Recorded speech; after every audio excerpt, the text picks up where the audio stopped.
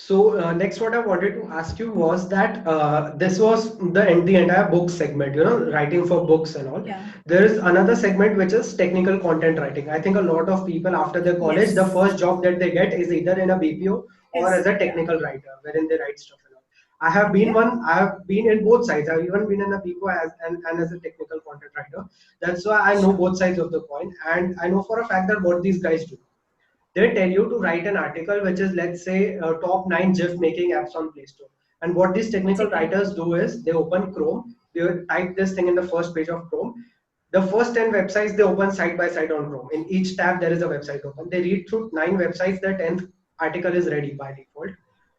Do you think this is wrong in a way? Like, although you are doing it not for something creative, like these are mostly repetitive stuff, this is mostly Yeah. Yeah. information, but do you think it Mm-hmm. still kind of harnesses plagiarism? Because these guys, for a sure, know that it is plagiarism. That's why they go on these anti-plague websites which Yes. change the wordings into active, passive, and that's when Yes. the article is uploaded on Google. So, do you think this, from a Correct. creative point of view, this is something that hurts the writer, or is it just information? तो इतना चलता है? Sure. So इसमें दो चीजें हैं. One is that technical writing and creative writing are two different things, right? So technical writing is one. The other one is creative writing. Creative writing, we've discussed at length that plagiarism is a big no-no. Technical writing, again, plagiarism is a big no-no, but here the company that you're working for in terms of your content writing or in terms of building, technical content, the rules or the checklist of that company becomes really important. So as you said that, this is the way in which people work. ठीक है, 10 tab खोले, एक एक paragraph बनाया और एक आपका वो बन गया. Now this is how you are promoting your employees to work or how you want your freelancers to work. When having worked in content writing, having working for a lot of clients in technical sector, I don't think that's exactly how we work it out. We kind of have our opinions into it. There is source content, yes. There is a content chunking that's required, yes. And there is a lot of inputs that you put into it as a writer as well. So for a fact, I would say it depends also upon the process of the company you're working with. If you're really producing something just for the sake of it कि हाँ ठीक है मुझे 10 blog लिखने हैं, तो in that case तो obviously आपको यही करना पड़ेगा ना. You would not have the time for the source content analysis, you would not have time for content analysis, you would not have time for brainstorming. However, I also have worked for people and I have been following this in our company as well, where we add value to the technical part. We know for a fact that okay, we are writing something. If this goes on the web and someone is reading it, we want to make sure this is just not another article. So I think it also depends upon the process and the time investment on the brainstorming part, So source content obviously would be the same, but how much time are you investing in order to build content from that source content, So that is important. And personally speaking, for our company, we spend a lot of time in order to research about that source content, work on it, and then see, okay, what can we do to this article?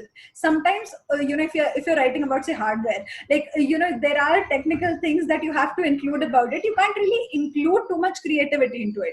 However, you can play with the structure. You can play with the way you are narrating that listicle or article. So I think that brainstorming is one of the most important segments of content writing, which every company should be following. True. I mean, this is not even something additional. This is the basic of content writing, right? True. Connecting a point to this same point about technical writing, which I said that a lot of people after college just start out with this thing, and a lot of people actually have this doubt that okay, if you become an employee in a company, that is a different thing, that you get a monthly salary. But if you're working as a freelancer, if you just take up gigs from, let's say, 5 different companies, how should a like a starting technical writer price himself, in your opinion?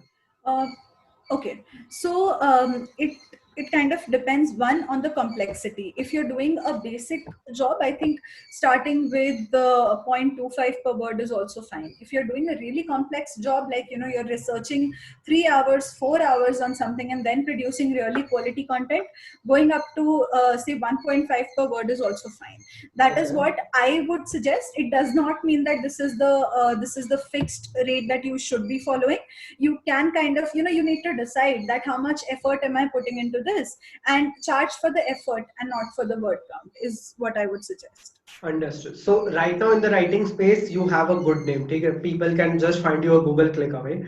Assume you are starting out as a new fresh freelance writer, writing for different companies, as I said, Mhm. and you quote your rates to someone that, hey, I would be asking for x rupees per word. These guys cut it down to 25% of your quoted amount. How do you negotiate? Because you do not have any backing. And I've met a lot of writers whose mindset goes in this way that, dude, this is the work that I'm at least getting. If I say no to this, I as such have got no work in my hand, so I'm as such wasting my days. Better start writing, even if Learn something. they are paying me 5 paise 10 paise per word. So in this scenario, when the person starting out does not have a pipeline of work, how does he negotiate? On what grounds? Because he is always in the fear कि काम चला जाएगा. So how does वो वाली negotiation? चीज I think see so one negotiation not only in writing but any field depends upon how necessarily do you need to work, right? So for me, I wouldn't say there is a thumb rule to negotiating. That's something that's personal to every person. Every person has a separate way of negotiating with clients and people. So it depends upon how much you need it and how well can you negotiate. So that's not something we can discuss and have 5 pointers for negotiating.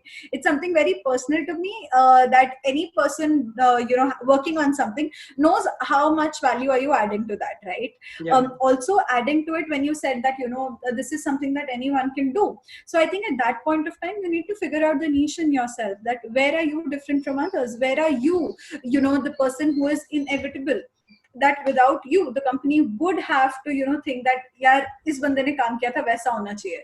So I think figuring out that USP also is very important if you're a freelancer.